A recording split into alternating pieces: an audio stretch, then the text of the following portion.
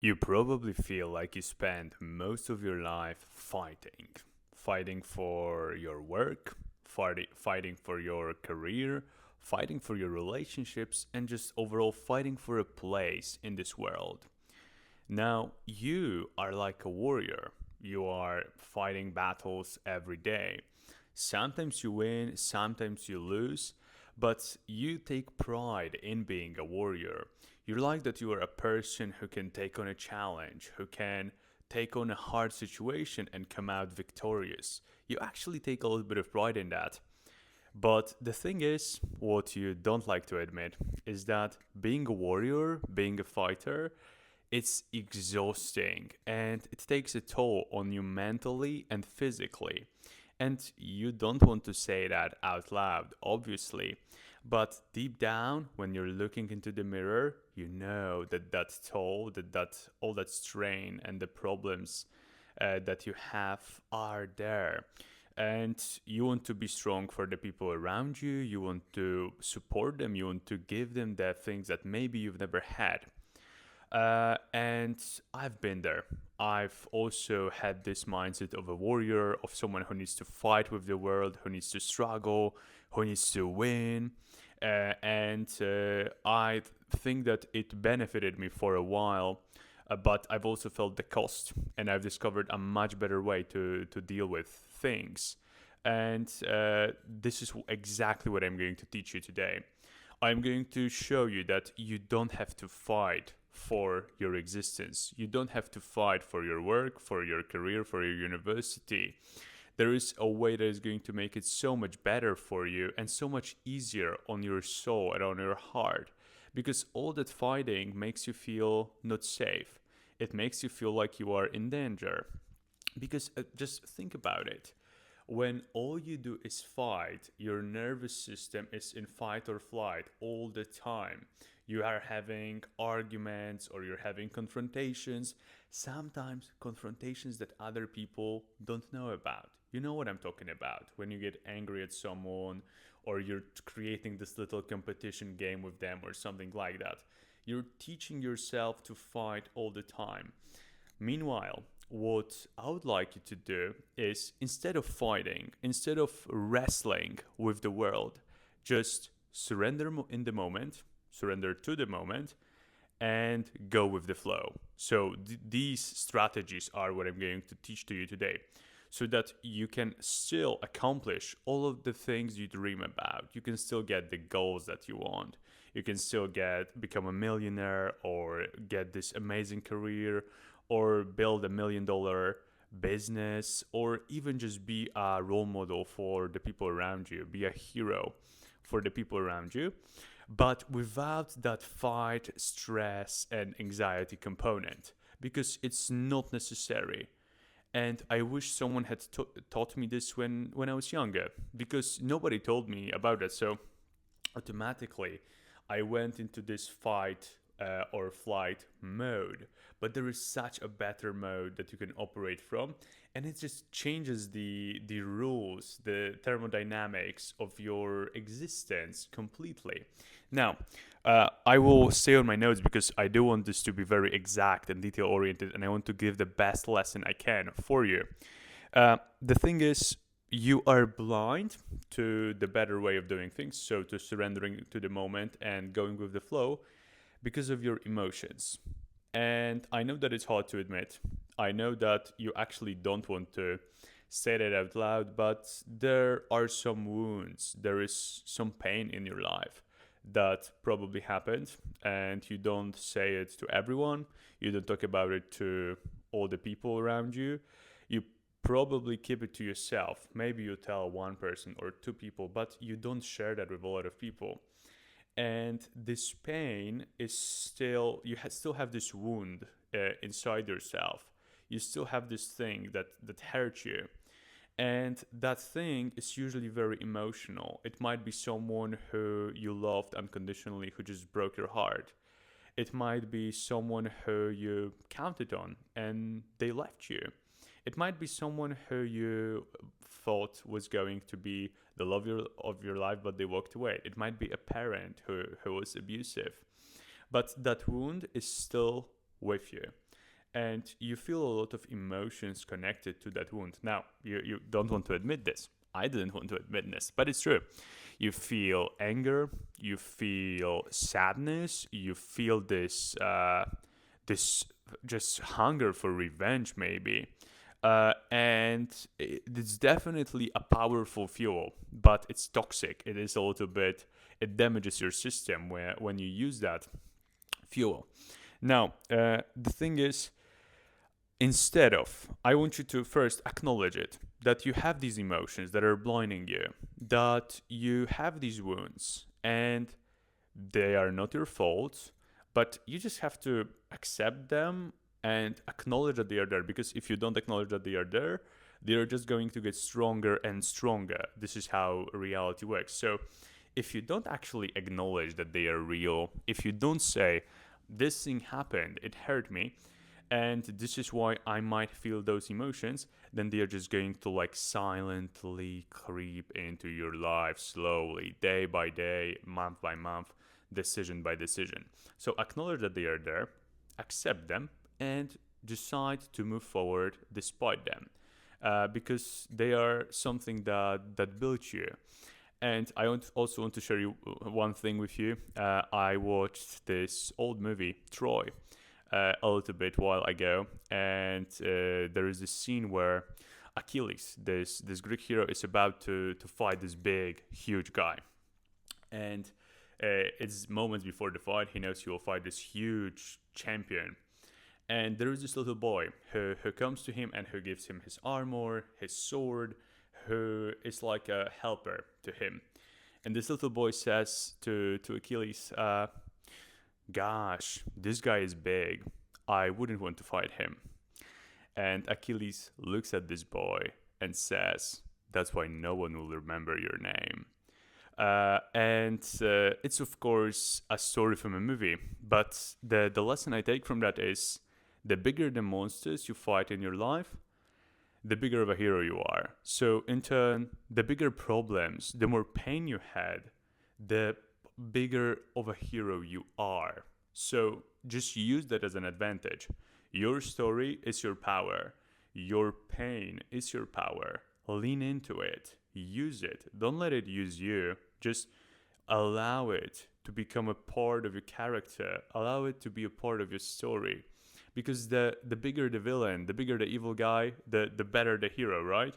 And this is just something that I want you to keep in mind. So now, so when you acknowledge that, instead of trying to fight the world, what I want you to do going forward is, first of all, surrender to the moment. And what I mean by surrender in the moment is whenever you are flying a plane, let's say, and there is this moment where you've boarded the plane and you are about to take off, especially when the takeoff begins, you have this realization, or at least I had this realization, that you can't do anything. That you are totally dependent on the cabin crew, on the pilot, and on the plane. Now, there are two approaches. One is you freak out and you panic and you start screaming, oh my God, take me out of this plane, Jesus Christ, what is happening, and so on, and you go crazy. Or the other one is you just accept it and you surrender to whatever the moment is going to give you. You let God do God things. And this is the first one. So you surrender to the moment instead of fighting every moment. But the second of all is you actually go with the flow. And going with the flow is something that I want to emphasize for you today. And I want to give you multiple examples how you can actually use going with the flow, and how going against the flow will actually hinder your results. It will destroy them. It will make them worse. And this is because when you try to, and this is that exact warrior mentality. Think about two scenarios. Scenario one is you have this, so the situation is you have this river, and there is a place that you need to go to with this river. And there are two directions, there are two options that you can take, the decision that you need to make. You either go with the flow of the river, you go with the current, so you go down, or you try to go up. Both of them finish in the same place. Now, which way would you go? obviously you would go down with the current, with the river. But there are some people, the warrior mentality people, that they are going to be like, oh, I am strong, I need to suffer, and I need to just show the world how much I suffer, and they are going to go upstream. They are just going to try to against the current of the river. They're going to get to the exactly same place with 10, or they might not even get to the same place, right? But it's going to take them longer. It's going to cause them more effort, more pain. They might get an injury. Meanwhile, the guy was like, oh, obviously, I'm going to go with the current, with how the river is going. It's going down, so I'm going to go down. And this causes no effort, and you have this huge power that's behind you. Now, why do I say go with the flow, and why do I give you this example of a river? Well, because in our reality, in the universe that we live in, everything is like nature. The laws of our life are exactly like the laws of nature. And most people don't understand it, but they are. The thing is, first thing that you notice about nature is there are seasons, right? So we have spring, we have, of course, winter first, spring, summer, and then autumn. So we naturally understand that in a year there are seasons, right? Each season is about 3 months, and each season is a little bit different. Now, the same is true in your life. Maybe you don't realize it, but you also have seasons in your life. And there are two perspectives that you can look at these seasons, that you should look at these seasons. Now, the first perspective is the more general perspective. Think about a bird flying high in the sky and looking at your life in a general way. So, what are the seasons in the general way? First of all, the first season that you have in your life, and this is from the age of about 0 when you're born to 21 years old, and this is spring. This is the spring of your life. In the spring of your life, everything is easy, and the growth is easy, right? Everything just seems to come to you like that. And here I mean mostly your development. I don't, because people have different situations, but your development in the spring of your life is very easy. So you can learn skills just by looking at other people doing them. You have all of these interests, this curiosity, and natural creativity that children have. And what you are doing in the spring of your life, so 0 to 21, is you are planting seeds for the future. Think about a farmer planting seeds for the future. So first, spring, planting seeds for the future. Now, from the ages of about 22, 23 to 42, 43, this is what we call the summer of your life. Now, what is summer? What is the season of summer? Well, summer is a season of high activity, first of all. So in summertime, you do a lot of things. This is the adulthood, right? So you are probably working a lot. You are providing value to society. You're getting other people what they need. And this is the time where you will probably work the most in your life. Now, in the summertime, what also happens, not only high activity, but you are also building a foundation for autumn and for winter of your life. So you are collecting as a farmer the plants that you planted during springtime so that you can store them and have them for autumn, and that you can have them for the winter time, right? So and also, this is a season of challenges. In the summer, you do a lot of new things. In the summer, you try new activities. In the summer, you maybe go on a holiday or something like that. So that's why in summertime, you're going to be very active. You're probably going to work a lot, and it's just how it is. So this is the second season of your life, right? You went through spring, you went to summer. Now, next season of your life, this is from the ages of 43 to about like 63. It's autumn. And autumn is this very interesting season. This is what I would call maturity. I actually learned this framework from Tony Robbins, and he calls this maturity season of your life. And in the maturity season of your life, especially if you played it right during the summer of your life, what you are doing is you are reaping the rewards of what you have collected during summer. So in the summer, you collected all of this fruit, all of these plants that you can now store for autumn. And right now, you can just maybe put your foot on the brake a little bit. You don't have to work so hard. You can actually take the rewards from whatever you have produced during summertime, right? During this high period of high activity. So you're collecting, you're getting a little bit more of that. And there is a little bit more of relaxation and calmness in autumn, right? Autumn is the season of everything that is unnecessary dies. And it's just natural part of life. Slowly, the leaves are falling from the trees, right? We're going into autumn right now. Think about what's happening, right? The days are getting shorter, at least where I live in Poland. The leaves are falling from the trees. So this autumn season is more about just celebrating your victories a little bit and just enjoying the moment, right? So 43 to 62, maybe mentorship, maybe you help other people, maybe you transfer your knowledge to other people so that they can improve their life as well. Now, after the autumn season, there is the last season of our lives, and this is the winter of our lives.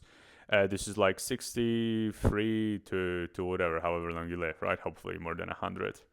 And in this last season of life, what we are actually focusing on is rest, regeneration, right? You can't do much during winter time. You cannot plant new seeds. You cannot just go in high activity in the winter time because otherwise you're just going to get sick. So what you're doing is you're resting, you're regenerating, and reflecting on your life a little bit and whatever you have made, whatever you have done during the spring season, the summer season of your life, and the autumn season of your life. And what's so beautiful about the winter season of your life is you're also receiving care, right, from other people probably. So the reason why I discuss all of those seasons with you is because you cannot try to cheat the general system. So whatever season you are in, just accept the season and do what is required in that season. Don't try to do a spring season when you're in the autumn of your life. Don't try to do the winter season of your life in the spring of your life because it's just not going to work.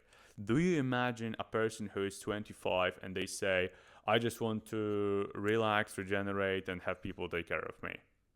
It's not going to work. And if you try to achieve that goal, you'll fail, right? Because you're going upstream, you're swimming against the river, right? You're a warrior.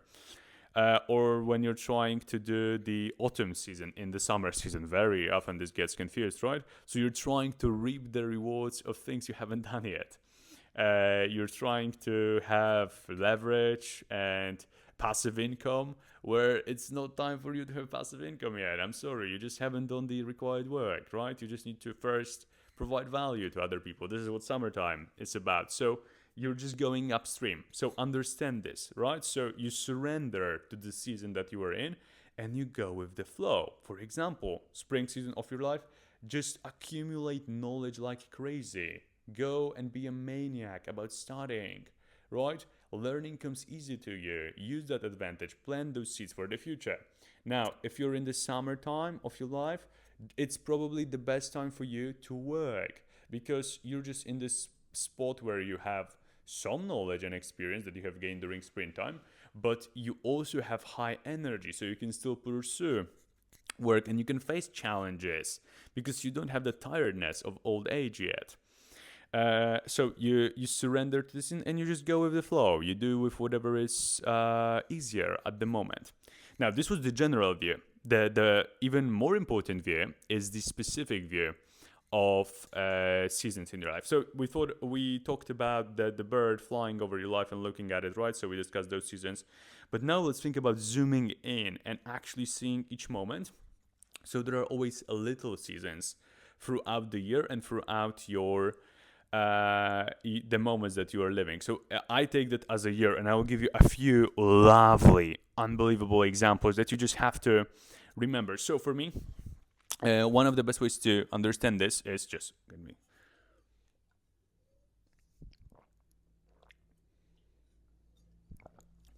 One of the easiest ways to understand how seasonality works and how, like me, going against the flow has never worked out well, and I just need to surrender to the moment and just go with the flow, not against the flow, is the gym. So in when you go to the gym, when you work out, especially when you do bodybuilding, right, you're trying to have a nice physique, you're trying to look good. There are two modes that you operate in. There is cutting. Cutting is when you're trying to lose body fat. When you are trying to lose body fat, lose weight usually, but body fat is the primary thing. And when you are cutting, you are eating less calories than you are expending, so your body fat percentage goes down, and your muscles are more visible, right? So you all of a sudden you have veins, your abs are showing, you have striations on your shoulders. Cutting season. So second season is bulking season. Bulking season is when you purposefully eat more calories than you are burning, because you want to put on muscle, you want to get bigger, you want to get more muscular, you're trying to build the actual tissue, right? You're trying to get stronger in the gym, you're trying to become bigger, and you just need a calorie surplus, right? So in cutting seasons, you are in a calorie deficit, you are eating less calories than you're burning. In a bulking season, you are eating more calories than you're burning, because you want to build muscle. Both of these seasons have their advantages and disadvantages. In the cutting season, when you are eating less calories, you're smaller, right? Because you just don't have that much glycogen in your muscle, and you're not going to build any muscle when you're cutting. Sorry to say that to you, but very hard, unless you're using steroids and performance enhancing drugs. These guys play by different laws. But if you're natural, you're not taking any testosterone, I'm sorry, if you're cutting, you're losing body fat, hard to build muscle, unless you're like a very, maybe beginner can do that. In bulking season, on the other hand, you are getting bigger, you are getting stronger, but you're also getting a little bit softer, because with gaining muscle, there also comes an element of body fat that you're going to gain, right? It's a percentage. It depends on how you structure your diet, but it's just there. And the thing is, I've had multiple experiences where I messed this up because of going against the flow. So the best way to do it is, obviously, this is like logically just thinking about it, it's so easy to understand. For bulking, the best season is winter, right? Why? Well, first of all, you just spend so much more time indoors, so you're not expending as many calories.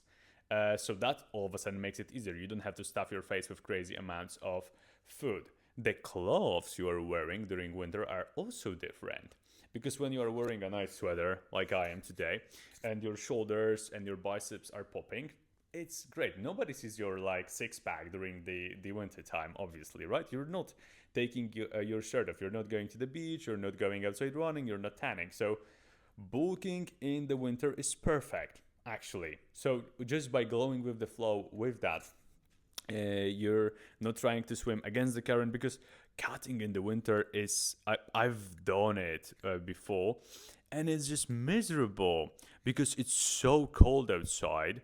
And when you are eating less, your body also generates less temperature, because when you eat food, your body temperature goes up. And I remember it's just so hard to do. Not only do you have this thing of, oh my God, it's so cold outside, I have to go out, I have to survive, some people are getting sick, but you also have this thing, I'm in a calorie deficit, so I am double miserable. So this way, it's like swimming upstream. You're the guy who's swimming up the river, and like the current is in your face, right? And it's hard for you to go. And meanwhile, the guy who's just bulking in the winter, it's like going downstream. It's easier. You're not fighting with the river. The river is actually making it easier for you to progress. At the same time, bulking is so much harder during summertime. The best season for cutting is spring and summertime. Why? Well, because you naturally do more stuff. So you are not at home as much. So you're not eating as much, right? You don't have these snacks, or just like you're not eating for comfort as well, because in the wintertime you just sometimes want to eat for heat. You want to feel safe. But in summer, springtime, you don't have this. So this is a huge plus. Also, you immediately get rewarded for it, because you can take off your t-shirt or your sweater and you look great, right, in the summertime. And you feel reinforcement for that. So there is this positive thing, and there is so much more activity. So like you can eat more and still lose weight in the springtime and in the summertime. What about bulking during summertime? Terrible idea. Because first, you are just going to get soft. Your muscles are not going to be as popping as they usually are. And because of that, you're probably going to stop. So you're going to fail a bulk because you just feel uncomfortable. I've done that before. I've had bulking seasons in the summer, and they were terrible. After 2 months, you're like, oh, I need to go on a cut, and you just ruin your whole progress, because bulk it needs to be at least 6-8 months, right? A longer time. And second of all, you're just having all this food volume in your stomach, which is terrible because you don't have that much activity. Well, you don't feel like doing that much activity. So like people asking you to go out, you're just, oh, I just can't be bothered. I just want to lay down. I don't want to do anything. And yeah, and I think that like when you're fighting with the current, the results are suboptimal. If you try to lose body fat in the winter time, it's just harder and the results are suboptimal. If you're trying to gain during the winter time, it's easier, the results are better, and like the world is working for you. Same for summer. If you're trying to cut in the summer, it's easier because the world is working for you. If you're trying to bulk in the summer, you're just like basically fighting the world. It's not the way to do it. And second one is a second example is seasonality of work. So your work also changes with the year. Each industry is a little bit seasonal. The seasonality is different in each industry, but there are seasons, and there are higher intensity seasons and lower intensity seasons. Now, the thing is, they each have their own characteristics. So, from my example, usually the summertime is lower intensity season. So this is actually perfect because when the sun is shining, when it's bright outside, when people usually go out and they do social stuff and trips, that's where I have more free time. So I am going with the flow in that sense, right? I'm not trying to work 15, 12 hours or 8 hours or 6 hours a day during summertime. Sometimes I am, but like not every day.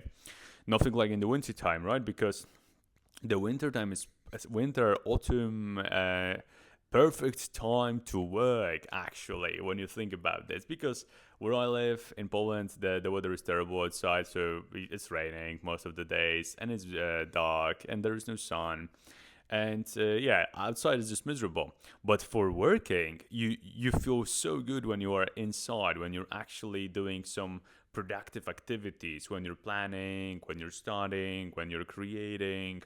And this is how I like seasonality, and going with the flow also applies to work in that context. Because when I am in a summer season, I know that, okay, I will probably work less, and I'm not trying to fight it. Because when I've tried to fight it before, I've tried to do very intense summer seasons. First, I didn't feel the satisfaction from working because I was fearing, like I had this fear of missing out on sunshine, right? Because I only have like 3 months of sunshine, so I think I believe in using it, right, and having some time. And because of that, I was worse at work, because when I was working, I was thinking about resting. Terrible, right? Terrible, honestly. When you're working, you should be thinking about working, focusing, getting the task done. And on the other hand, when I was trying to relax in winter seasons, instead of actually going through that higher intense seasons, I just feel like anxiety. I feel like I don't have anything to do, particularly because in the wintertime there isn't that many things to do. Like you can only watch so many series. You can of course read books and stuff like that, but you know, if you're in, for example, I'm in the summer of my life, I'm in the period of higher activity, of planting seeds for the future. So I know that like this season is about building. It's about building the foundation for the future. So that's what I'm doing, and that's what makes me feel good every day, waking up, just knowing that I am putting bricks, brick next to brick, brick next to brick, brick next to brick. And there is less social events in the winter time, so you're also you're able to work much more without distraction. And of course there are like changes, because for Christmas, like that's another like little mini season, so let's just go with the flow there. Don't try to be a maniac for work during Christmas time, because you're just going to be miserable and you're not going to get that much of work done either way. There's also this example, like think about the seasonality of your life from the standpoint of geography and history. This is so interesting. In most countries in the world, there is this thing where north, where it's usually colder, and where people have to basically be more disciplined to survive. Usually north is much more developed. Think about the United States, right? North was the better developed part of the United States that won the war when they had this home war, right? And in Italy, this is the same thing, right? The north is way more, the Milan region is much more developed than, for example, Naples or like Sicily and all of that. So there is always like, and you can notice it, that when it's like winter and like it's colder, people are better at working. Norway has some of the best engineers in the world just because it's so cold outside. So they just stay in and they just make designs and all that sort of stuff. And this dichotomy, this balance can be seen throughout history. You just go and look at a country, it's usually the north is more developed than the south. It's just how it is. Sun makes people a little bit lazier, and like cold makes people a little bit more motivated, and that's why we have the discrepancies, those differences. So in short, to summarize the lesson today, don't try to be a mini god in your life. Don't try to just change the world. Don't try to fight whatever season you are in, whether it's general season or whether for your overall life, or whether it's the specific season of like the time that you are in right now. Don't try. You're not a god, right? And you know this. So don't try to behave like a god. Just surrender to the moment, to whatever moment you are in, and just go with the flow. Look at it from the perspective of how can I get the most benefit from the season that I am in, from the period that I am in. Because like if you get the most benefit from this season, the next season is only going to get better. You are not losing anything. By taking a low intensity time at work, you're probably developing strength and skills and the energy for a higher intensity time at work. This is it, right? Same with bulking, cutting that I gave you as an example. When you are bulking, okay, I am not going to be as defined. I am not going to be as shredded, maybe not as attractive without my t-shirt on. But I know that like in the summertime I'll have bigger muscles when I do cut down, right? And when in cutting, I'm not going to be bigger, but I'm just going to be more defined, and I'm going to have more lower body fat so that I can bulk longer the next time. So each season improves the next season. So think about it. What season you are in? General. Are you in the springtime, 0 to 21? Are you in the summertime? 23 to 22, 23 to 43. Are you in the autumn time of your life? Are you in the winter time of your life? Maybe. And then specifically, what season are you in right now in your year, right? Right now we're going into autumn time. So I know that I'm more in the season of just specifically autumn time. For me, this is going to be season of work, of development, of like building and so on. But remember, don't confuse general seasons of life with specific seasons of life. These two ideas, right? So specifically for me right now, working is better. I'm going to be bulking. I'm going to be putting on more muscle, and I'm just going to go with the flow. And I hope that you do the same. Now, thank you so much for your attention. Apply this lesson to your life, because just listening to me is part of it, but I actually want you to go out there and just apply that lesson. So surrender to the moment, go with the flow. And if you've listened this far, leave a rating on my Spotify podcast. 5 stars, obviously. This type of knowledge. Come on, man. Subscribe for more on YouTube if you're watching this on YouTube. And I'll see you in the next one. Bye-bye.